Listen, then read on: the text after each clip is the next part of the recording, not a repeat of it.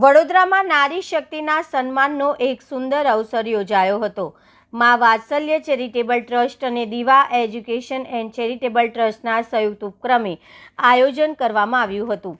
વડોદરા શહેરમાં કાર્યરત માં વાત્સલ્ય ચેરિટેબલ ટ્રસ્ટ અને દીવા એજ્યુકેશન એન્ડ ચેરિટેબલ ટ્રસ્ટ દ્વારા બીજો શક્તિ સ્વરૂપા પુરસ્કાર સમારંભનું ભવ્ય આયોજન કરવામાં આવ્યું હતું।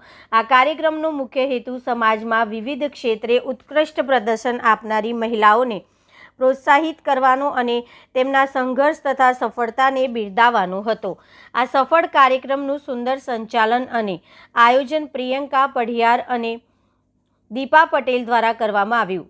કાર્યક્રમની ગરિમા વધારવા માટે શહેરના નામી મહાનુભાવો પીઆઈસી ટીમ જેમણે સુરક્ષા અને સમાજ સેવા ક્ષેત્રે મહિલાઓના યોગદાન પર ભાર મૂક્યો હતો।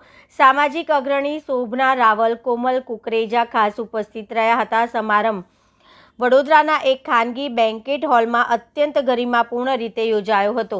વડોદરાની એવી મહિલાઓ કે જેમણે શિક્ષણ, કળા, રમતગમત અથવા સામાજિક સેવામાં નોંધપાત્ર સિદ્ધિઓ હાંસલ કરી છે તેમને શક્તિ સ્વરૂપા પુરસ્કારથી નવાજવામાં આવી હતી। સ્ત્રી શક્તિને ઉજાગર કરવી અને અન્ય મહિલાઓ માટે પ્રેરણા સ્ત્રોત ઊભો પાડવો।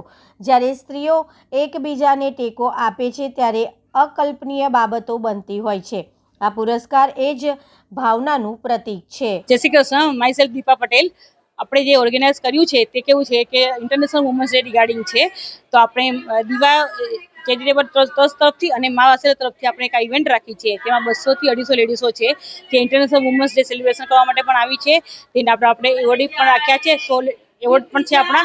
200 થી 250 લેડીઝો એન્જોય કરવા માટે આવી છે અને આ ઇવેન્ટ આપણે સેકન્ડ ટાઈમ કરી રહ્યા છીએ। લાસ્ટ યર પણ આપણે કરી હતી અને સક્સેસફુલ રહી હતી, તો સેકન્ડ ટાઈમ આપણે કરી રહ્યા છીએ અને હોપ છો કે આપણે આ વખતે પણ સક્સેસ રહીએ।